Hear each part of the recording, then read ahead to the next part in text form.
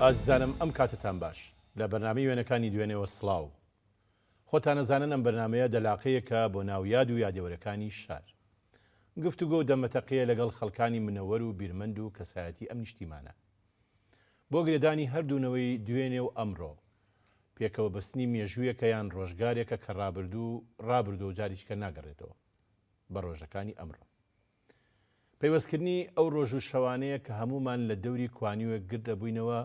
کە بەدەم شەوچەرەوە ئەمانگەیان دەخەون بە دەورانی ئێستای فەیسبووک و تویتەر و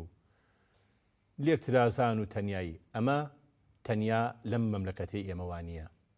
هەزاران حیف و مخابن لە زۆر نەتەوە کللتوری تری دنیاش هەروای لێهاتوە بەڵام ئێمە بەم پێشکەوتنی ئێستاوە ئەمانەوەی هەموو تاکەکان لە ناوبۆتەی خۆشەویستیا گرت بکەینەوە نازانم ئەم هەوڵە زۆری ئەوەیان کەم بەڵامە بێ هەوڵ بین کۆک و تەبابین بۆ گەڕانەوەی بەراعەت و پاکی و جوانەکانی دوێنێ میوانی ئەم جارەمان ئازیزیەکە کە لە ڕۆژی 1 ساڵی 1940 لە گەڕێکی گۆیژەی سابوونکەران لە سلێمانی لەدایک بووە لە بنەماڵی شاڵیەکانە بە بنەچە ئەم شاڵیانە لە بادینانەوە دێنە ناوچەی نورەدین لە قەڵاتزە و لەوێەوە بۆ قەڵاچوانان و پاشان بۆ سلێمانی سەرەتان بنەماڵەیە باپیرە گەورەکەیان بەناوی مەحەممەد مناڵی بۆ نەماوەتەوە دوای ساڵانێکی زۆر کوڕێکیانە بێ ناوی دەنێن قادر لەبەر نازداری لە ناو شاڵا بەخێوی ئەەکەن لەوە نازناوی شاڵ وەرەگرن لەسەر گزشتەیەکی ترا ئەڵێن ئەم بنەماڵەیە نەوەی سەرکردەیەکی بابانیەکانن بە ناوی شاعلی دواتر ئەم شاعلیە بۆتە شاڵی میرزای باوکی ئەم کەسایەتیە بازرگان و مڵکدار بووە میوانەکەمان هەموو قۆناغەکانی خوێندنی لە سلێمانی و دواییش کۆلێژی کشتتوکاڵی بەشی بەروبوومی ئاژەڵی لە زانکۆی بەغا لە ئەبوغرێب تەواو کردووە لە پەنجاکانەوە لە ڕێی یەکێتی قوتابیانی کوردستانەوە تێکەڵ بۆ بەکاری سیاسی ڕۆژی 5 ساڵی 1970 دەگیرێت و حکمی سێدارە ئەدرێ پاشان حکومەکەی بێتە هەتاهەتایی و ڕۆژی 15 ساڵی 1970 لە زیندانی ئەبوغرێب ئازاد دەکرێت لە خولی یەکەمی پەرلەمانی کوردستان هەڵدەبژێرێت و دەبێتە ئەندام پەرلەمان و جێگەدەستی لە پەرلەماندا ئاشکرا و ڕوونە ساڵی 1984 لەگەڵ مامۆستا شکوری حسێن کە ئەویش دەبنەماڵەیەکی کورپەروەرە هاوسەرگیریە کات و دەبنە خاوەنی دوو کچۆڵە بە ناوی هەژان و هیران ئەم کەسایەتیە خۆشەویستە زۆر بەڕێز کاک کەمال کوڕی میرزا برایمی فەرەشاڵیە و ناسراو بە کەماشاڵی بە ناوی بەرنامەکەمانەوە زۆر بەخێراتن دەکەم کاک کەمال بژیت سەرەتا ئەوە بە بینەرانی بەڕێز بڵین لە سەرەتاوە کە من لە خزمەت جەناب تا بچووکترم ڕۆژگارێکی زۆرمان لە ئەبوغرێب بردۆتە سەر زیندانێکی زۆرمان چەشت ئەو ڕۆژانە بڕۆن و نێنەوە ئەوەی لەم بەرنامەیە ئەوەیە کە ئێمە لاپەڕە خۆش و ناخۆکشەکان هەمووی هەڵەینەوە بەڵام بە هیوان کەس ناخۆشی نەبینێ میلەتەکەمان ناخۆشی نەبینێتەوە عادەتی ئەم بەرنامەیە وایە کە ئێمە دەسەکەین بە وێنە ئەمانەیە ژیانی تۆ بزانین لە ڕێوێنەکانتەوە لە باوک تۆ دەست پێکەوە ئەجا وێنەی یەکەم ئەم وێنەیە ئەمانەوێ باسێکی ئەم کەسایەتیەمان بۆ بکەین بەڵێ باوکم من ناوی برایمی حاجی فەرەدی شاڵیە لە گەرکی سامکەران ئەویشە لەوێ لە دایک بۆ پێش ئێمە بەڵام ماڵی ئێمە وەکو خۆت دەزانی هەر باوکم لە ڕیزی کوردایەتە کاری کردووە بۆ پێشکەوتن خواز بووە وەختی خۆی لەگەڵ تەحەرڕ بووە تەحەرڕە و ساکە حزبی شیوعی ناوی تەحەرڕ بوو جا لەو یەکێک لەوانە زۆر خۆش بوو لە ناویانە لە 1940 تا هەڵبژاردنێکی پەرلەمانی عێراق کرا بە 2 مەرحەلە هەڵەکرا منتەخەبی سانەوی و وایان پێگوێنی بە دەرەجە 1 2 اینجا چویتە پەرلەمانی عێراقەوە لەمانە لە گەڕەی گۆیشە باوکم یەکێک لەوانە کە دەرچووە لەگەڵ ئەوانە عەبدوڕەحمان بەگی نفوس دەچوو بۆ پەرلەمانی نە ینی بۆ هەڵبژاردنی بیدای سانەوی دواییش تۆڤیقە فەنی ئاغای گەورە باوکی کاک عەبدوڵڵا و کا حەسەن و کا حسێن کەوانە ناشراون کاک عەبدوڵڵایشە بوو لە زابتە گەورەکانی عێراق پاشان شێخ حەمەمینی ئەرز و حاڵچی هەیە باوکی مامۆستا محەممەد پاشان تایری لالە هەر خەڵکی سابوونکەران بووە پاشان لەگەڵ چەند کەسێکی کە ئەوانە دەرچوون بە کۆتا بە کۆتا بەڵێ اینجا پاشەوەی تر باوکم ماڵەکەی ئێمە پاش کستی شۆڕشی مابات و جەمهوری مابات کە کەڕۆکا ماڵی ئێمە جێگەی ئەو برادەر و تێک و شەرانە بوون کە لێەوە هاتبن ئەمدی و وەکو چێک و یەکێک لەوانە مامۆستا عولەما زەبیحی کە ناسراوە بە قالە سوور پاشان تۆفی قزلجی حەسەن قزلجی عەفو تۆفیقی ئیمامی هەژار مکریانی مامۆستا مامۆستای من ئەو لەو دەورا بۆ بەڵام لەگەڵ شێم حەمەیە خانەبی و سەمەدی ماڵی ئێمە کرابوو بە دیوەخان و جێگەی ئەوان حەوانەوە بۆ لەو تێکۆ شەرانە اینجا من لە یینێکە عەلی کەریمیش خوشکەزای کاک بەڵێنە بەرنامەیەکین کرد تەلەفۆنم بۆ کرد گلەیەکم لێ کرد کە لە کاتی هینەکەی باسی مامۆستا زەبیح عولەما کتێبێکی ناوازەی دەرکرد کاکی کەریمی دەستخۆشیەکەم بەڵێ من ئێمە دەستخۆ لێوە داوای لێبوردین لێکردوتی لە جارێککە ڕاستیەکەینەوە چاوی دومی کرا کاراکتەرە ساڵی چەند لەدایک بووە باوکێ وڵی لە 1912 مڵکدار بووە مڵکدار بوو ئێمە مڵکمان لە خەمسە لە سیتێک لە وەڵانە ئێستاش هەنێکار مڵکمان بەدەستەوە ماوە زۆر باش ئیشەڵا هەر ڕوو لە زیاییە بێت ساڵی چەند دایکتە هێنێ وڵی وابزانمە و لە 1920وانە جایمە حەزەکەم مینێکی تاریخیشی هەیە پێ بڵێم لە 1923 باش کە بردومانی سلەیمانی کراوە دەورانی ئینگلیز و بەڵێ نەنکەم بۆی تۆ برادرانی شارەزا بن نای شیرە ڕەسوڵە خوشکی مەلا مستەفای حاجی مەلا ڕەسوڵ باوکی دکتۆر عەزەدین و کاک فاروق ئەمە کێ دایکی باوکم جا بەر کە سلەیمانی بۆمباباران نەکردی ئەو بەرەکەوێ و شەهید ئەوێ دایکی باوکێ دایکی باوکم وتێ لە 1920 با بڵێن دایکی شکردە دایکی خەڵکی کوێیە دایکم ئەمەژوێنێکی دایکتە دایکم خەڵکی هەرینە بەس باپیرم ئەو ڕەحمانی شاڵی لەگەڵ باوکی باوکم و باوکی دایکم بران یعنی دایکم و باوکم ئامۆزایەکەن ئەو لە مووسڵ بەس گەورە بۆ دایکم لە مووسڵ ئیتر لێەوە باوکم هێناوێتی ئامۆزایەکتری بەڵەخێت باپیرم تاجیر بۆ ئەویش لێ لە بینی ئێران و تورکیا و ئەمانە تیجارەتی کردو بەوەی تیجارەت لێ زۆر عایلەی کوردی لێ بووە جا باپیرم ئەو ڕەحمانی شاڵی دەورێکی سەرەکیش هەیە بۆ لە ئینەکەی شێخ سعید کە لەوێ زانیاری زۆرمان هەیە و ئێسامە دەرفەتنی بۆ کاتی باسیەکە ئەمە شەروێنەیەکی تری جەناوی باوکتە بڵێەوە باوکمەوە لەگەڵ کاک سامەدین عارف باوکی کاگوریا و چالاک و لاوچاک لە بنە ماڵەیەکی قەدیمی سلەیمانی ماڵەکەیان لە سەر و سەرهاو مامۆستا کەمال ئێوە لە ساڵونکەران لەکووا بوون بزەڵ ئێمە خوار حەمای مفتی ئەو هینە هەرماوە ئەو خانوە وڵا خانۆگە ڕووخانیانەوە کە ئێمە جەنابە باسی کردوتە بەیەکەوە لە ئەبوو خرێ بووین ئەمە خەریب و بەرەو ڕووخان نەچووی تا منەگەر لێ نەمێش ینی چاکمانە کردەوە کرێچەکان و دوکانارەکان ڕووخانویانە ئەمە ماڵی ئێمە شەناشیر بوو زۆر جوان و ڕێک و پێک بوو یعنی گەر ئێستا بمایە وەکو مۆزەخانەیە وەکو شتێکی توراسێکی کۆن ئەمە کەمال نەوەکنەوەی نوێ لە وشەی شەناشیل تێنەگەن شەناشیل شانشین یعنی بەحسا بواوە جەیەکە بۆ ئیسراحەت زیاتر بەم پەنجەرانی کەیەتە دەرێ و بەڵێ لە دانیشیانە و کورچی دیندانێت و سەیری کۆڵان و دەرەوە دانیشتێکی شاهانەیە بەڵێ وای پێڵەن شانشین ئەمە شوێنێکی ترە ئەمە لە سرای سوبحانەقا گیراوە وەختی حوتا بڵێ ئەمە جەنابی باوکە باوکمە ئەوە دوماری جەنابتی بەڵێ ئەوە منم ئەوە نەجاتی خوشکمە ئەوەی بە باوەشەوەی دولبەرە بڵێ کاک کەمال باوکە ساڵی چەند وەفاتی کرد 52 52 ئەو کاتە جەناب 11 ساڵ بوو بەڵێ. لەبەرەوەی جەنابە لەیەکی حوتی چلوێکە لە چواری ابتیدایی بووم لە چواری بیدایی ئەمەش هەر وێنەیەکی ترە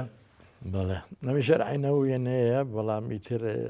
خەڵکی خەڵکی تایە ئەمان هەر جەنابتی بەڵێ. ئەمەشیان جەنابی ئەوش کاگوری ئەحسامەدینە بەڵێ. ئەمەیان وری ئەحسامەدین بەڵێ. شاوی زابد و دوای ئێستاینە بەڵێ. ئێمە لەگەڵ ئەو بنەماڵی ئێساینە سەر ئەو ڕسمانەی کە ئیشەڵا بەڵێ. لەگەڵ بنەماڵەی ماڵی بابعاعرف هەر پێمانەگو بابعاعرف بەڵێ. وەکو ینی گەورە و خۆشەوی یەکێزان یەخێزان باڵەکەڵیانە کاکەمەل تۆ هەزناکی ئەو پەیوەندیانە لە سلێمانی کۆن پتەوتر بوون لە ئێستا ئەو ساکە ئەخلاق هەبوو ئەدەبە بوو وەفا هەبوو هات و چۆ هەبوو یعنی ئێمە زۆر شەو ئەوانە هاتن بۆ ئەو خۆشەویست و قسمەکانمانمانە هەموو شەوێک یا ئێمە لە ماڵی ئەوان یاوان لە ماڵی ئێستا بەواسطەی ئەم دنیای جەجاڵیەوە تەکنۆلۆژیوانە ئێستا بەڕاستی ڕەحمیشکەم بۆتەوە ڕەحمیشکم بۆتە ڕاست خەڵک زیاتر بەرەو ئەوە ڕوا بە تەنیا بژی ئەو کارەساتێکە بەڕاستی من وەک ئەزاوەکو بیستومە لە ئەوروپا یانەوێ بگەڕێنەوە بۆ ئەو ڕۆژگاری کە خەڵک تێکەڵ ئێستا ئێمەش مەحاولە بکەین هەر هەموو لایەک ئێستا ژێمە لە دەستمان دەرنەچوە توانین ئەو گینە هاتو چۆ خۆشەویستی و کەسایەتیە ڕاستی ئێستا ڕێزمەیە بۆ بەعەسری مادە بەلە ڕاستە ئەو ساکە بەو شێوە سلامە خزمانە بوو هەژار بوو فەقیر و بەڵام ئەوە هینمان نەیەکرد کە مەسەلەی خزمەتی پەیوەندی بە مادەوە نەبڵ ئێستا بەڕاستی بەداخەوە وای لاتوە بەلە ڕاستە فەن اینجا ئەمە شوێنێکی تری هەر بڵێ ئەوەشیان هەر باوکمەوەی ژەر حسامە فەنیار بە یەکۆن اینجا ئەمە لەوە ئەچێ باوی بوو بێ ئەم کەوا جۆرە بەڵێمەکەمە جلی کوردی قەدیمیە ئەوەی تر ئەو پشتێنە خۆ دەزانی لە کوردەواریە پشتێنەمە بە قەڤی نەکرا قوڵفدار بوو بەڵێ قوڵفدار بوو ئەو مۆدە بوو هەمیشەش ئەو پیا گەورانە فەکانشیانە بەستری جامانە و مشکیشان تێکەڵە کرد لە ناو ئەلبومەکانی جەناب تا وێنەهایەکی زۆر هەیە کە بەڕاستی ئەو وێنانە هەمووی جێگای سەرنجن بەڵێ ئەگەر ئەمێنێ سێریشکەیت و چون بەڵقینە دانیم لێرە بەڵە فەر ئەوە 56 خواعافی کە مامەسای قەزاز کەوزیری ناخۆ بوو هاتوو بۆ سلێمانی بڵێ ئەویانە ئەوەی تەنیشتی ئەو مەلاعەتەیە ئەسڵن فەڵەستینیە مامەسای عەرەبی سلێمانی بەڵ لە سلەیمانی بەڵێ لێرە بوو ئەوەی تەنیشت ئەو سدارە بەسەرەکە شەوکەتە فەنیە ئەوەی بینی مامەسایی و لەگەڵ عەبدوڵڵا شاڵیە ئەمە ئەویان کەمال حەمەمینە مامۆستاین ئەوەی بینی هینەکە عەبدوڵڵا شاڵیە مامتە ینی بۆیە ئەم وێنەیە لە ماڵی ئێوەیە لە بەرەوەی کە مامتیتیایە ئەمە لە سانەوی ژیناوە ئەتوانین باسێکی مامتمان بۆکەیان وڵی کاکەم وەختی خۆی بۆ خوێندن تەمان یەکێ بۆ لە تەلەڤیزیرەکەکان چۆ بۆ ئەمریکا لەوێ خوێنی تەواو کردەوە خۆی ماڵی 1926 بووە لێ چۆ بۆ خوێنن ئێتر لێ ئینگلیزی تەواو کردووە تە پاشان لە 1952 هاتەوە بۆ سلەیمانی سەرپەرشتی ئێمەیە کرد ئێمە قەرزاری ئەوین کە هەمومانی سەرپەرشتی کردوین و پێکیانی نۆمانە ئیتر وردەوردا لە سلەیمانیە دوو کەسە بۆ ساما مەستا ئینگلیزی بوو یەکیان ئەمریکان میسری بوو ناوی موریدەفەنی بوو موریدەفەن بەڵێ جا ئەم لێرەیەتە دەوریە وێسا چی برادەرەکانی سەرکردەکانی کورد خاستەنینی سلەیمانیەوانە هەموو دوایی دەوردا بە تەدەڕۆژ بووە مدیری متەوەستە سانەوی ئێمە مدیری متەوەستە و ساکە ئێمە ئەوم نەگێڕاوت کە ئێمە لە سانەوی بووی لە ئیبتیدایی چوینە متەوەستەکەی خواافگە ئەحمەدی قازی ئەوە لە ماڵی عمەری ساماغا باوکی کاکجلال درود بۆ گیانی پاچی کاکجەمال ئەو لێتر ئەماقیتر ئەم دوو کەس بوون لێرەتر ئینگلیزی تی وردەوە دەم تەدەڕۆجی کرد لە زمانی زعیم صدیقی شا 63 ئەمیان دانا بە ئیشرافی تاقیکردنەوەی دووهەمی بە کەلۆری باش لە سەرزاری قوتابیەکان وانەی کە چوون طبعاً بە کەلەپچۆ زنجیرەوە زۆر تەلەبە هات ئیتر زۆر ڕێز و هینی ئەمیان دەکرد کە دەورێکی چاکی بووە بۆ تەلەبەکان و خزمەتکردنیان و هەرە بێ ئەوە بکات دەوردا بوو بە مفتیش وە مدیری معاونی مدیری تربیە دوایی تر لە 16 هەنە بوو بە دەورێکی سەرەکی هەبوو لە دروستکردنی مدیری دراسی کوردی عام قانونەکەشی داڕشت تر لەگەڵەوە لە زمانی تر بڵین باڵی مەکتەب سیاسیۆمانە مدیری راسی کوردی عام دانرا ئەم بوو بەڕێبەر تا 82 لە 82 خانشین کرد 30 ساڵ ینی خزمەتی پەروەردەی کردووە بەڵام لە ژیانە نەماوە ئێستا نەخێر لە ژیانە نەمەوە لەنەوە شەشە ویسمان بێنەوە ئێرەترە و کاتە وەسعی بینی کوردستان و بەقاین نەبوو بە موقەت لە بەغا نێژراوە بەڵام محاولەیەکەن ئینشەڵا بێنینەوە ئەم وێنەیەش وێنەیە کە لەوە چێ مناسبەتێکی گەورە بێ ئەمانە چیان وە هۆی ئەم ڕسمە چیە ئەمە ئەحمە بەگی تۆفیق بەگ متەسەڕیف بووە دوو جار لێرە متەسەڕی ئەمە ئەحمەد بەگە بەڵێ دوو جار متەسەڕی بووە جارێکیان لە 25 بۆ ساڵی 27 ئەوی کەشیان لە 30 بۆ 35 ئەفو کاکەمال ئەحمەد بەکەر خۆخڵک سلێمانی نییە کەڵکی منتیقەی قەڵاتجێ و ئەو ناوانێنی بەڵام لێرە بوو لێرە پیاکی تێکۆشەر پیاکی بە خزمەت حەزی کردووە خزمەتی شارەکە دوو جاریش پارێزگاری سلێمانی بووە اینجا عادەتێکی قەدەمی سلێمانی بۆ ژێڕەوە وەختی خۆی لێرە بابوو هەچ کەسێ فەرمان بەر بووە کارزە باتایە زۆر نەچوون بەلایە ینی زۆر ینی سەرتاسکە کار بوو ئەگەر کاری چاکی ئەنجامدایە و ینی شارەکەی پێش خشتا لە ئاخریا کە ئەڕۆی نەقڵە بوو تەودیعیانە کرد تۆدیعیگەر خزمەتیانەکە هیچێک لەمانە ئەوەیە ئەوانەی کە لێرانی تر ناوەکان بەی نازانم ئەویان خواکە باوکمە جا پاشان ڕەمزی فەتاحی تایە خوا لێ خۆش بوو ڕەمزی مەلا مارەفی تایە سێ ئەحمەد باوکی کا حەسەن و کا حسێنی تایە لە پیاوە ناودارەکان ئەو سەردەمە ساڵە زەنگەنن تایە کە بڵین باوکی بڵین قەزووری کاگازا سای بە برای شەوکەدی نانساز زۆر لەوانی تایە بەڵێ ترەمانە پیاوی کەڵەی سلەیمانی بوون کە هەمویان ئەوەی تر ناوەکان خۆ مەجال نێژی ناتوانین ناوەکانەوە بخوێنینەوە جاکاک کەمال عەفوم کە وێنە زۆر هەیە هی باوکێکە لە مەجلیسی گەورانە خۆشی وەکو پیاوێکی کارا لە شاری سلێمانی بەڵام ڕێگان بەجارە بە ناوبڕێک وەربگرین ئازیزانم ناوبڕێک و دێنەوە لاتە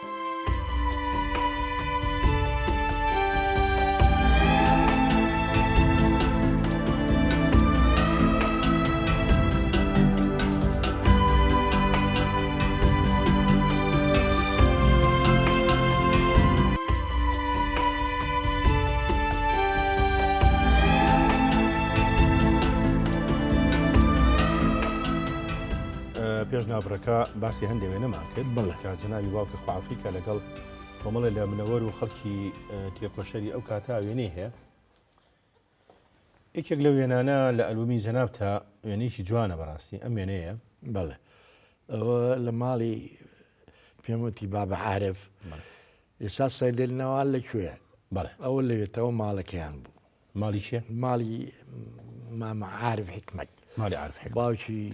ئەمان ئەم وێنەیە کیان ئەم ئەویان یەکەم کاک نەجمەدینە ئەم مشکی بەسەر بە عارفە نەجمەدین عارف ئەم مشکی بەسەر بەڵێ ئەوەی تەنیشتیان شێخ سەلامی شاعیر شێخ سەلامە بەڵێ باوکی نایدەخان و مندان ئەوەی تەنیشتی ئەوە تۆفیق وەوی بەگە بەڵێ ئەویان باوکتە ئەمەی پشتەوە خواویکە برامی شاڵەیە باوکمە ئەوەشیان شاکر حەکیمە خەڵکی کەرکووکە خزمایەتی لەگەڵ ماڵی ڕەمزی مەلا مارفوانە ئەوەشیان محەممەد بریفکانیە سەرنووسەری جەریدەی تەقەدم و پێشکەوتن لە بەغا لە بەغا ئەو کاتە دەری کاکەمە ئەم کاراکتەرانە بریفکانی و کەرکووکی و تۆفیق وابی و شخص هەم و باوک و کاک مانە چی کۆی کردوونەوە کۆکردنەوە تۆبی غۆیبەر لەگەڵ ساڵح جەبر حزبی ئومەیان دانابوو بەڵەوە درکە لەگەڵ ئەمانە پەیوەندیان نەبوو گوایە ینی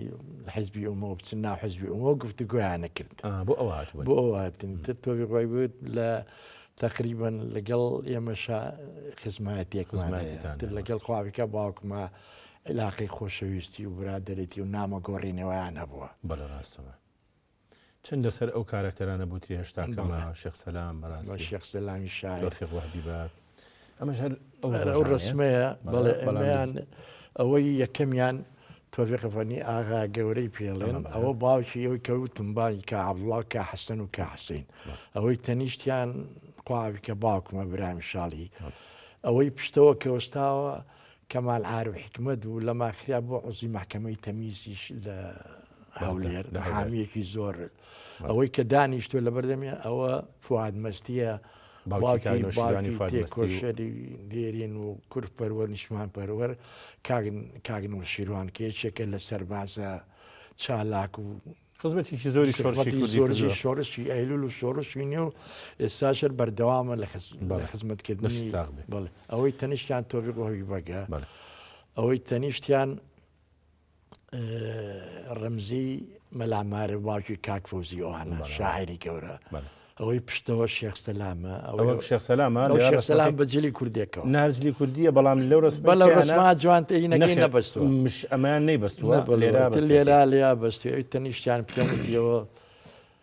ئەمەش هەری ئەو ڕۆژگارێ ئەرە و ڕۆژگارێ هەر ئەو ڕۆژە شەوارە و ڕۆژەشەرە و کاتێ بەڵێ باڵە کاکەمان ئەی ئەم وێنەیە وێنەیە وەختی خۆی بۆ ڕاوچوون قاگە باوکم و حەمە پاشا لەگەڵ باوکی دکتۆر دلێر ئەوەش کاک حەبیبە زابت و برای خواویگە کاک مەسیح بەسی ئەسکەندەر ئەمەشیان مەلای ئۆتۆمبیل چیە ئەوەی گینەکەی کە بە ئۆتۆمبیلیکە و چون بۆیە کاکەمە وێنەکان زۆر جوانن بەڕاستی بەڵام من ئەمەوێ بە تەسەسول لە سەریان بڕۆین ساڵی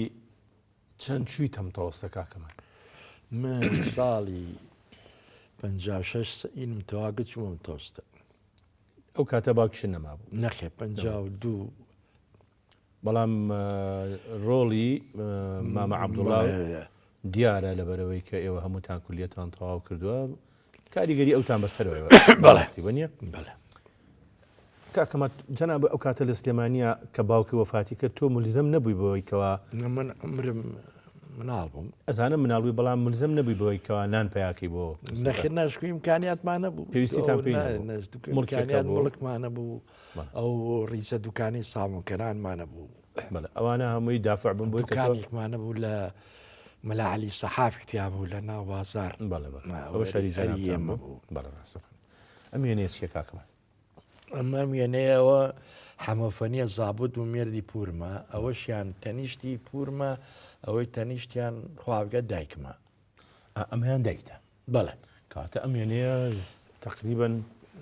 80 ساڵێک تەمەنی بەڵێ دایکم گەورە بوو کەم تقریبا نزیکنەوە دەبوو بەڵێ کاکەمال گەنجەتیت بەچیە بردەسەر ئەو کاتانە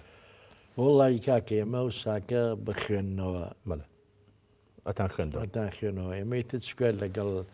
لە ڕێزی کوردایەتی و لە ڕێزی نایتر ساڵی چەند چویتەیەکێتی قوتابیان ئێمە لە تلکە لە ئیبتیدایی چوینەم تۆستە من لە ڕێگەی خوالێ خۆشبوان کاکسم تۆڤەتۆڵا لەگەڵ کاک ڕۆژدی عەلی شەریف ئەوانە بە یەکەوەیتی پەیوەندیمان کرد و چوومە ڕێزی یەکێتی قوتابیانێتر بەردەوام دوایی چوینە ناو پارتی دیموکراتی کوردستان دوای لەگە باڵی مەکتەبی سیاسی تر لە شۆڕشی نوێنگە لە کەشمانە هەر پەیوەندیمان نەوچڕانە بوو ملزەم نەبووی بە کاسبی و خوێندنێکی خوێندووەمان نەکردووە ئیتر ئەمە وای کردووە کە زیاتر تۆ بیری بیری کوردایەتێکە هەڵبەتە ئەمە وەکو میراتێکی لە باوکتەوە باپیریشم من ئەوەشمان لەبیر چوو حەزەکەم مەگەر ڕێگە بێ من باپیرم لە زمانی شێ مەحموو لەگەڵ مامە عەلیان بێ لەگەڵ باوکمە جیران و ماڵی باپیرم تاڵان کرا لەسەر حسابی شێ مەحموو دوای ئەوەی کە بەڵێ دوایی باپیرم و باوکم و مام و ڕەشید کامان کە پیاگی تێکەشۆری سلەیمانی بوو قڕیان پێ بردون بۆ سەروانی سەرای ئێستا قڕەکاریان پێکردن بەڵێ ینی ئەوە باپیرم ئیتر ڕسمیش هەیە وەڵام لا ئێمە نیە ڕسمەکە گە سیرکی لە چیمدیا لە هین ئەحمە خواجە هەیە کە ئەو کاتەی ماڵی باپیرم بردومان کراوە کە ننکم شەید بووە ڕسمەکە هەیە بەداخەوە ینی لەوێ هەیە نەمانتوانی شەڵا لە کات ئەم کاراکتەرە مامتە بەڵێ وانە بەڵێ بەڵێ مامە عەبدوڵڵا بەڵێ ئەوە وەختی خۆی کەسێکی ئەوە پۆشتە و پەردا بەڵێ وەختی خۆی تر بە تەسەوری جەنابە ئەم وێنەیە ساڵی چەند گیرابێ بخوای بیزەبت ینی ئەبێت هەر سیەکانەویش پاش سیەکانوانە بیزە بدەنی بەڕاستی بڵێم چی ئەو کاتەوە چکە و لە 26 لە دایک بۆ ڕەنگەمە 36 و سێوانە بوو ئیتر ئەو کاتە شەشی سانەوی نەبوو پێنج هەبوو بەڵێ ئێمە لە پێنج بووین لە پێنج بوون چەنە دێنا کاکەمە وەڵا هەفتا دێنا چیتە کۆلێژی چۆنە کولێجی کشت و کاڵ سەیدەلی ژوەریەکرد مستاوەکویەوە نەبووە کە چوی گوی چۆ دەوێت وەکو ئێستا نەبوو دەستجیلی عام و ئەی بۆچی چیتە بۆچی وڵی حەسم لە زراعە کرد و خۆشم چونکە لە دەرەوە هاتووی شارباژێ ڕووسی تەکووانە حەزم لێ حەزت لێ بەڵێ ئەو بڕوانامەی کە هێناوتە لە دوای ئەوە هیچ وڵا هەوڵێکمان یعنی مەبەستمەوەیە هیچی لە ژیانی تۆ گۆڕی بەڵێ بەڵێ چۆن مەبەستم ئەوە نییە بە بڵین وەکو تەعینات و ئەوانە یعنی حەز و ئارەزووی بۆ گوڵ و ئەوانە زیاتر کردی بەڵێ بەڵێ زیاتری کرد ئەو خانووی بەکرەجۆش دلیلە بەڵێ و خانووی بەکرەجۆ تقریبان ئێمە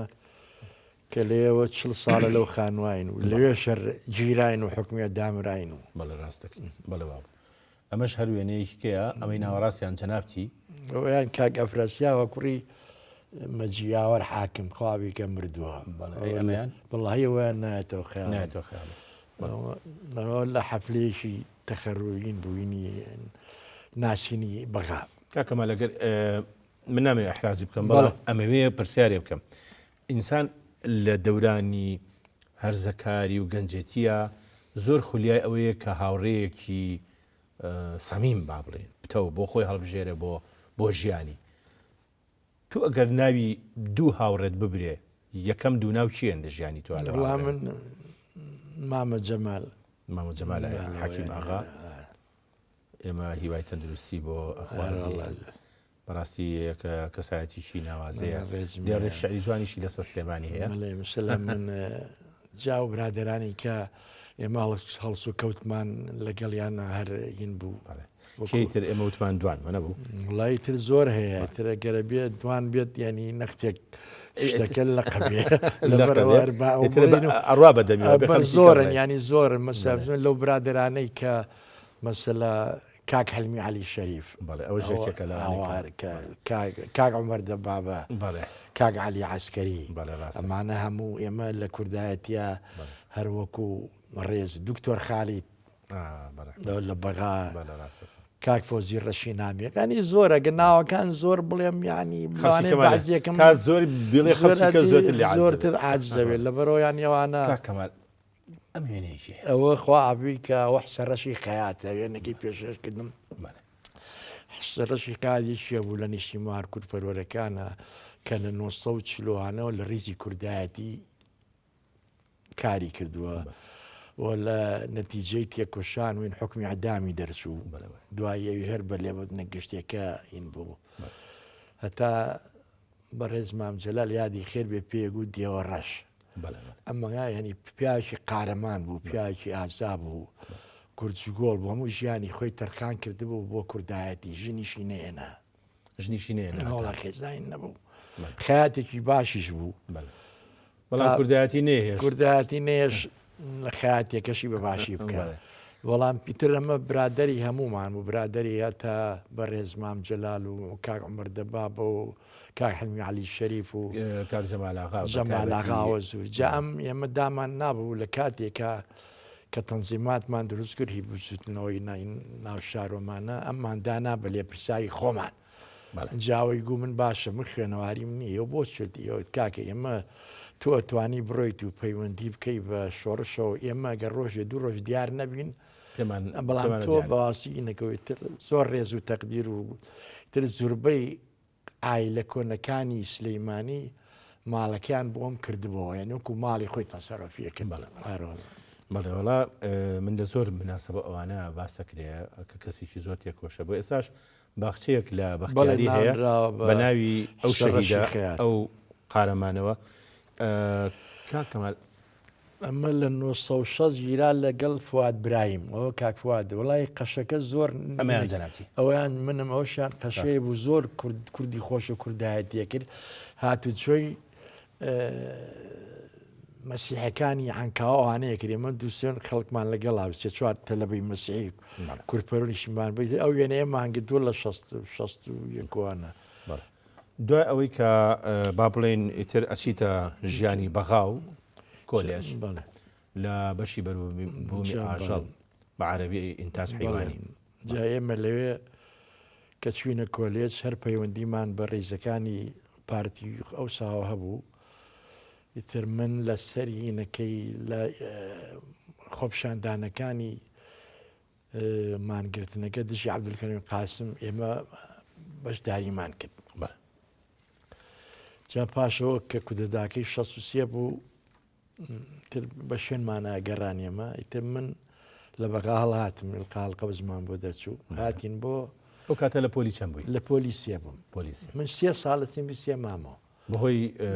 کاری سیاسی لە 3 ساڵ لە سیمبیسیە بووین دوایی ئیتر هاتمە دەرەوە بووین بە پێشمەرگە داهاتینە منطقەی شاربارەی و سیتەک لەگەڵ یادی بەخێر بێ کاک بابەت تایر ئەو مەسئولی لێق بوو من مەسئولی سیاسی بووم ڕابەری سیاسی و کات ئەو بڵێ لەو وێنەی پێشمەرگەتیە ناوترەوە کامیان ئەوەی منم ئەوەی کە قەمسەڵەکەم لەبەرایە با بڵێن ئەوەی تلەوە شێخ عوسمان بارەیان لەگەڵە شێخ مەحموود باراییمان لەگەڵە شێخ سەڵاح شێخ ساڵحمان لەگەڵە مەحموود جۆقاڕەشی خەڵکی تەگەرانە کا عوسمانی کاکەریمی هەم دکتۆر بوو هەم یارمەتیان مام ساڵحمان لەگەرە یعنی کاکم کەمال لەوە لە دەوری سیتەک ژیراوە دەوری سیتەک و منطقی خۆتان زیاتر شوێنی مڵکەکانتان بەڵام ئیتر لە دوای ئەوە لە مای هاتی توانێت لە کەهین بوو کە دووبەرێکەکە دروست بوو بە باڵی مەکتەبی سیاسی و جیابەوە ئیتر من بە ئاگاداری برادرانم وتمە چمەوە خوێنمانی ڕێگەیان نایتر هاتمەوە دەستەوە بە پۆلیسێکم بە چیتۆ پۆلیس ئەمە ڕۆژگارێکە کە ئەمە ڕۆژێت لە کولیە بووین لە داخلیەوە کوڕێکە ناوی جەلال ئیلیا مایسا و ڕئیس قسم و پرۆفیسۆرە ئەوە کوڕێکی مەسیحی کوڕێکی زۆر چاک بوو لێرەوە ئێمەش ڕێزمان بۆ هەیە ئەنجا ئەمە جەنابتی بەڕۆبێک بەڕۆبێکەوە پۆلیسەنی لێرە کاکەمان پۆلیسێ پۆلیسە چاخوتۆ 3 ساڵ مای دێتەوە قابلە ڕستمێکە هەرە بێی پۆلیسێن ئیتر ژیانێکی سیر بوو ئەو کاتە ئەو کاتە بەڵامی تێمە لە داخلی بووین لێ خواردن و شتمان لەسەر کولیە بوو لەسەر لە چێشخانەی تایبەتی تای خۆتان نەتانە کرد نەخێرنە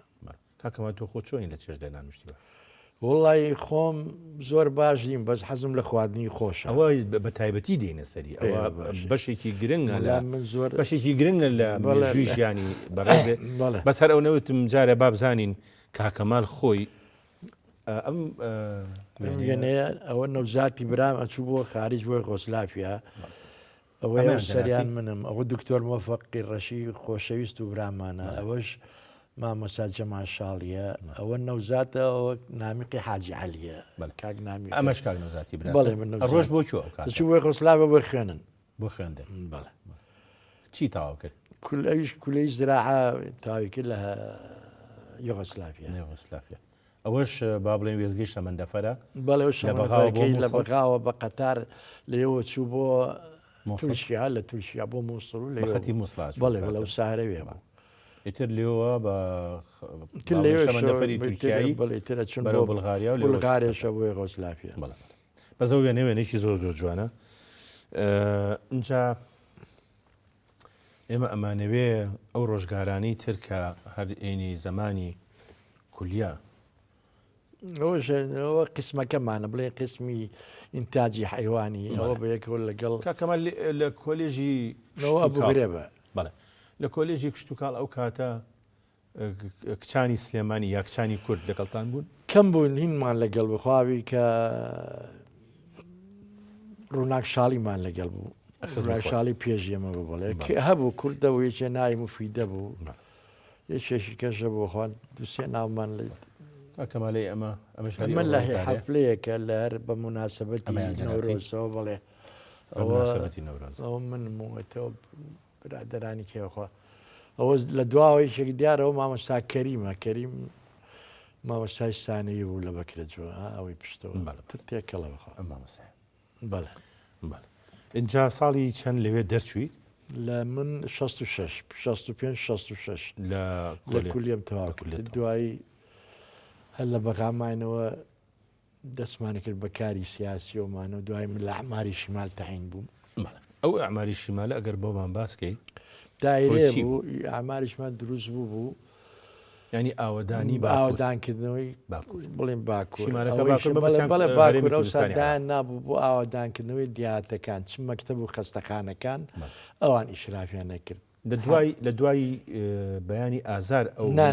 بەیانی ئازار هەرە بووە دوای چۆ سەر وەزارەتی شوونی شیمان ئەمە لەگەڵ ئەو ئاژەڵانەیە پەیوەندی بە بەڵێ لە میسر دەورەیەکمان هەبوو ئەو لێ لەگەڵ بڵێەوە لەگەڵ کاک برادێکان کاکسامی حیناوە وەزم تورکمان بوو بەس کوڕی چاو عێلاقەمان زۆر خۆشەویست کاکەمەل من لەسەر ئەخساسەکەی جەنابە لەسەر ئەو بڕوانامەی کە جەنابە هێناوتە ئەمەیە باسی ئەوم بۆ لێک بیتەوە بۆچی لە هەرێمی کوردستانە نەبووە بە کللتور نەبووە بە کەڵچەر بەخێوکردنی ئاژەڵ زۆر گرنگی پێنادرێت لە بەڕێوەیەکی بڕێکی زانستی مەسەلەن کۆمەڵێک دەرچووی کۆلێژ خۆی بە پێی راپۆرتێکی فاوهەیە 1/6 مانگای عێراق مانگە لە سلەیمانیە 1/6 ئەو سای ئەوستامان لە خۆزانانی زۆربەی کەم و باز دەکەم لە 60ەکان و 70ەکانە جا لێرە ئێمە لە بەکرەجوە کەوت ساهی بووین مەزرعی گەورەیە بووم لێ فەرمانبەر بم دوای ئەوە چۆ سەر زانکۆ ئەوە لێ مانگای فریزیەن هەبوو ئەوە مانگایەکی زۆر بە پیت لە هۆڵنداوە لە هۆڵندا هەیە دەدانی مارگەیە ئەڵمانی ئینگلیزی هەیە لە هەمویان زیاتر دانیمارک و هۆڵندێکە گەورەتر لە مانگایەکانی خۆمان مینی مانگای وەها بوو شەو ڕۆژێکە 20-25 لتر شیریە بەڵێ تر ئێمە لەوێ علفی بەڵام ئێستا ئێتیمام نەماوە بە ئێتیمام نەماوە یعنی هەر کولتوریشکە ئەمە یەکێک لەوانەیە کە پێشنیارمان کرد مەسەلا دائیمە لە کۆڕ و کۆبوونەوەینەکانە تەسنێ زراعی پێڵێن ینی ئەو پیشە سازیکردنی کشتتوکال مەسلە تۆ مەزرعەکەیتەوە بۆ بەخێوکردنی ئاژەڵەوانە لە تەنیشتەوە معمەلێکی ئینەکی ئەلبان دابنێ یان یا شیرەکە بەس لە کوردستانە بەداخەوە ینی بەڕاستی ئەوە نقصانیە کاکەم بەڵێ زۆر نقصانیە خۆی ئەوەی شکل لەوانەیە کە تۆ ئەتوانی دیهاتەکانیش پێش بکەی مەسەلا منتیقەیەگەی ئەمە ویسمان مەشۆی گەورەی تا بکەینەوە لەو دی و چەرمەگاوە تا ئێمە چوین بۆ کەشف گوایە ئەوە لە زمانی حکوومەتە ینی پێش 1970وانە کە گوای بکرێ مەسایکی گەورە بۆ بەخێوکردنی مانگا بەڵامی تر سەری نەکە مەڵێک دەرچووی کۆلێژەکانی ژەگرێت لە چەند لایەنێکەوە ئەوە بابەتێکی زۆر گرنگە لەم بەرنامەیە نابێتە بەڵام وەکو پێشنیارێنی من ئێستا حەزیشەکەم وەزارەتی کەشت و کاڵەوەە گرنگی پێ جا پێش بچینە وێزگەیەکی تری ژیانی ئەمە ناوبڕێکی کە وەربگرم ڕێگام بێ خۆشەویستانم ناوبڕێکی تر دێنەوەلاتان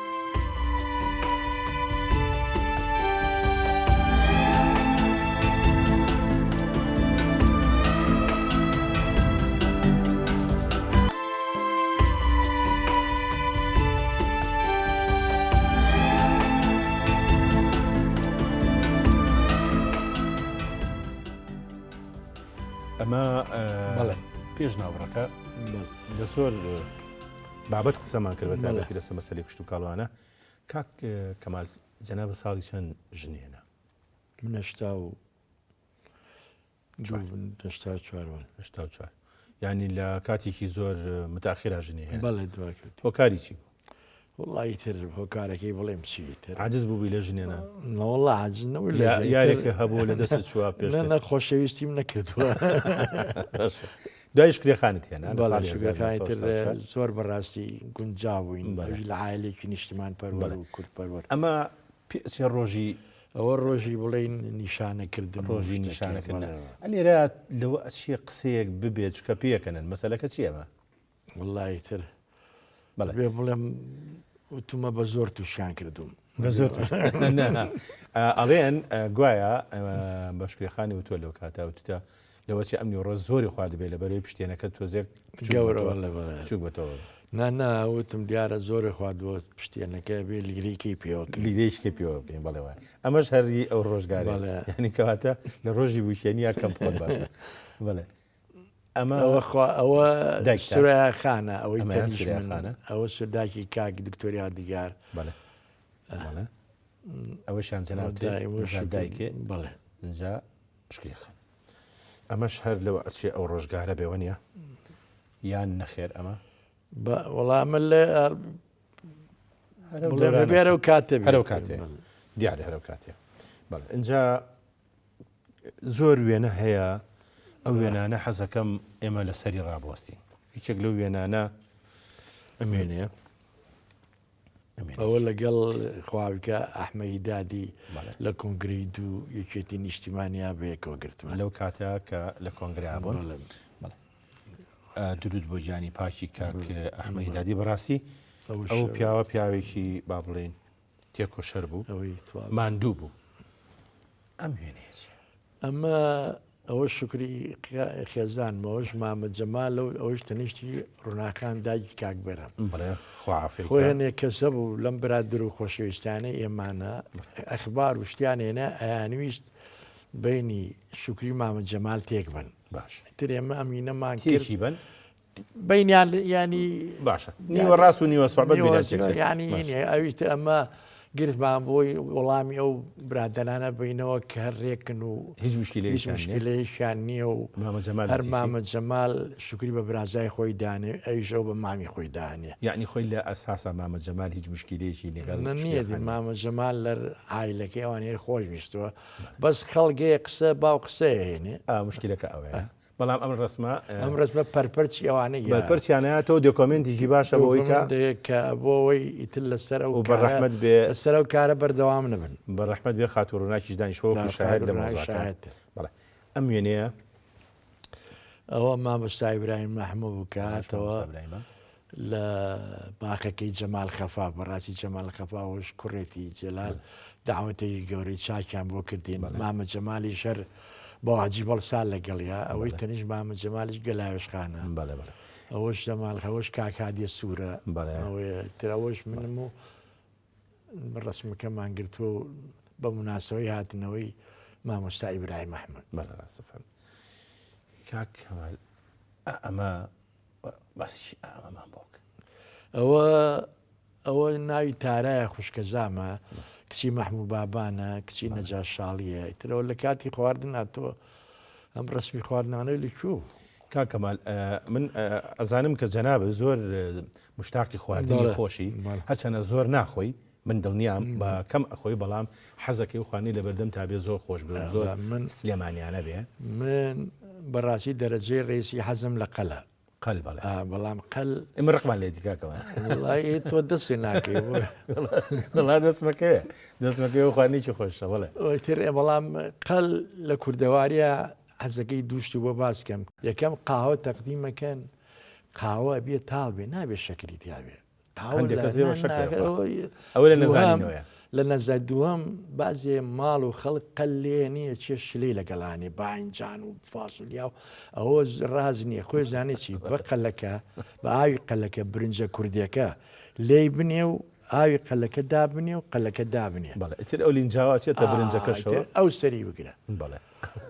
ڕاستەکەی ئەجا ئەوە برادێک داوەتی برادێکی کە کردبوو لە سلێمانی وتوی وەرە بۆ ماڵی ئێمە شفتەمان لێ ناوە توی تۆ نازانی باسیکی من چۆن بێم بیخۆ شفتە ناڵێ شفتەیان کردووە لە ناڵێن شفتە لێنراوە سلێمانی زۆر گرنگی بەخواردن بەڵێ خواردنی سلێمانی زۆر خۆش ئێستا ئێمە ینی کێزانەکەم تەوان ئەوە جایزەهینی وەگەلێن یادی سلەیمانی کفتێکی گەورەی کرد و بەڵام ئێمە هیچمان بەداخەوە تۆ لەوێ نەهار هیچیشمان نەبینی وڵی تری شەڵا دواگە بەرنامەکە بین بێبینی ئیشاءالله مامۆستا یعنی من داوەتی بکەین داوەتمان بکەی خۆمان کەرەستەکان بێنین ئەو لێ بنێیان کەرەستەکانی وڵی ئەوە بۆ کاتەیەگەڕێتەوە ئەگەر تو ڕەبیە بە کەرەستەکان بێنین ئەگەر تو ڕژ نەبێ لە هەر هیچ کاتێک ماڵی ئەمە کراوەیە بۆم و ئینسانێکی ڕێک و پێک و بە شەرەف و کورپەروەر و نیشتمان پەروەەر ئەوەدان بێئینشەڵڵا لەگەڵ ماڵی ئێوە و ئەم ماڵی ئەم برادرانەشە بڵێ من شایەتی ئەوەیەم کە کابانێکی زۆر سەرکەوتووە لە هەموو لایەنەکانی ژیانەوە و کەسێکی خۆڕاگر بووە و ساڵانێکی ئێمە سجن بووین ئەو زۆر بەڕاستی ئازاری چەشت کاکەمەل ئەی ئەم وێنێ ئەوە لە ماڵی ئێمە ژیراوە ئێمە علاقاتی خۆشەویستیمان لەگەڵ ماڵی کاکبادین و شێخ سەلاح هەیە ئەوە ژەرد و خێزانەکەیتی ئێوەش من لە ماڵی ئێمە لێرە ڕێزمان هەیە بۆ کاکبادین بەڕاستی کاکبادین کەسێکی خۆشەویستە لە کاکبادین خەزورمە خەزورتە ڕێی چۆن بەڵێ خزمی خێزانەکەتە نەخێر خەزورمە ئەو ژنی بۆ هێناوم ئەو ژنی بۆ هێناوی بەڵێ وڵایی ئیشێکی باشی کردووە چۆن اختیارەکەشی باش بوو کاکەمال ساڵی 92 جەنابتان هەڵبژێران بۆ پەرلەمان لەسەر لیستی نیشتیمانی کوردستان ئەو کاتە باسی ئەو ڕۆژگارشمان بەم وێنەیەکەینەوە وڵی ترەوە لە کاتی کۆبوونەوەکان ئەو ڕسمەیان گرتوم مناقەشەی مۆزوعێکمان نەکرد پەیوەندیەکانتان لەگەڵ لیستەکانی کە وڵە باش و لیستەکانێنی خزمت ینی بیر و ڕامانە گۆڕێ و چی بەرجەوەندی کوردی تیا بۆیە ئەومانە کردو ئەوەی پێش منەوە ئەو کا حەسخواابێ کا حەسەنکانە بیە بەڵێ کاک حەسەنێکیە بوو لە نیشتمان پەروە کورتپەروەرەکان کە لە ڕانیە دەرگای واڵا بوو بۆ هەموو کەسێک و خزمەتی مادی و معنەوی شۆڕشی ئەیلول و شۆڕشی نێگەلەکەمانی کردووە و زۆر برینار و زۆر خەڵکی تەداوی کردووە ئەوەش مامۆستای هونەرمەند مامۆستا ئەحمەد سالارە لە پێشتان بڵێ ئەم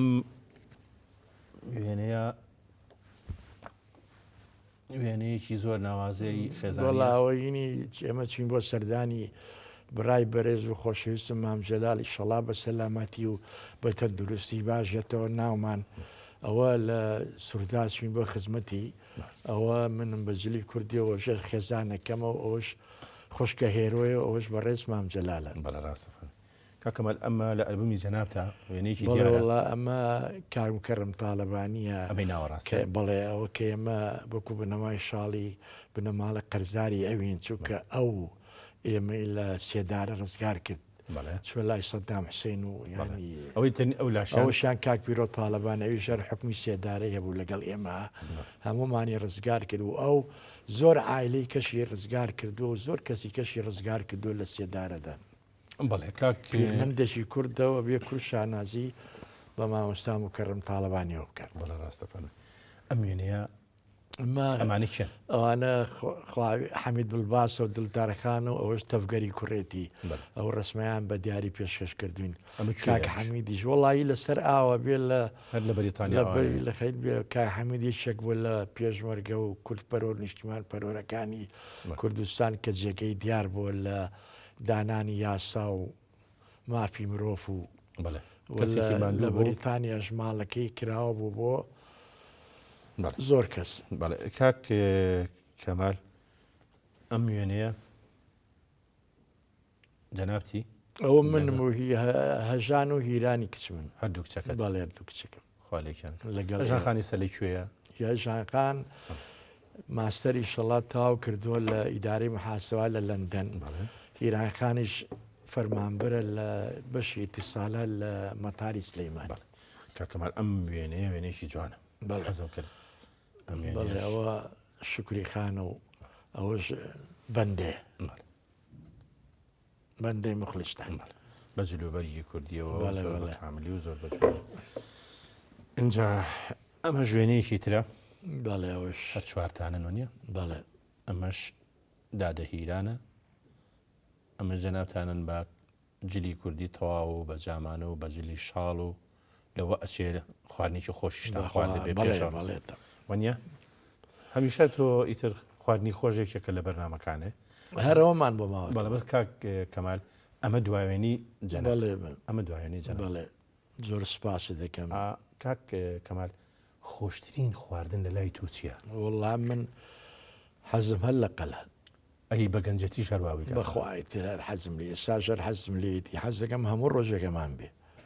هەموو ڕۆژێت هەموو ڕۆژێک ئەی لەوە ناترسی مەسەلەن کۆلسترۆل نا با پێ بڵم چاوریەکەی کۆلۆچری تیانە تیانی غەبغەبەکەی تۆ غەبغەبەکەی دابنێ لە کاکەمەڵی خەوخەبە بڵێ گەردەم لە گەردەملیش ناتوانهاینەکەی پێتەوی تۆ چونکە لە نایزانی ولێت نەخواردن باشە کاکەوانجان ئێمە زۆر خۆشحاڵ بووین من زیاتر بەڵامتر میشەڵا لە مەجالێکا پیا و زیاتر بە دوورێژی باسی زۆشتی ترەکەی کە مەجال نەبوو ئەو زرو شتانی کاتەوە بە سەر سلەیمانە من زۆریشتمان لە بیر چوو کاکەمال جەناب بەرنامەکەی ما بینی بەرانگەی تۆ بەرناوی سەرکەوتووە هیچ ڕخنەیەک نییە وڵا ڕێخنەکە نیمە بەڵام هینەکەی کەمە ماوەکی کەمە 55 دقیقەیە کرد بە سەعاتێ باشترە ئاخر لەگەڵ ڕێکلامە هەر ئەوە نیە بە سەعاتی باش ئەگەر ڕخنەکە هەر ئەوە بێ ئەوە هەرەوەیە و ئەگە زیاتریشی بکەن ینی چونکە زۆر خەڵکی کەژەیە تامەزرۆیە ئەوە وانیکەن هەنێ ناویکە پێمان بکرێ بەڵێ ئێمە ژەتوانێ هەنێ ناوهەیە بیان بە خزمەتێ ئەوەی بەسەریان بکەیتەوە پێشەوەی بەنامەکە کۆتایی ببێنین ئەوە بە جەنابە دەڵێم کە ئەبێ وێنەیەک بگرین بە یەکەوە عادەتی بەنامەکەی بەبێ ئەو وێنێ ناڕۆیچکە ئەمیژە بێ بە وێنەکانی دوێنێ باشە ڕێزمانجا باشە من لەگەڵ تو هەر بە تەنیا من دوای حەزەکەم لەگەڵ ئەو برادرانە ژەربیکە بەسەر چاو ئەوانش وێنی بەرنامەکە تەنیا ئەوە ناکرە و برادرانش خۆشەویستی من و هیلاک بوون و ئێمە وەفامان بۆیان هەیە کاکەوانجان زۆر سپاس بۆ تۆش شەڵا سەرکەوتوی زۆر سپاس خۆشەویستانم تا بەرنامەیەکە و کەسایەتیی تر خواتانەکە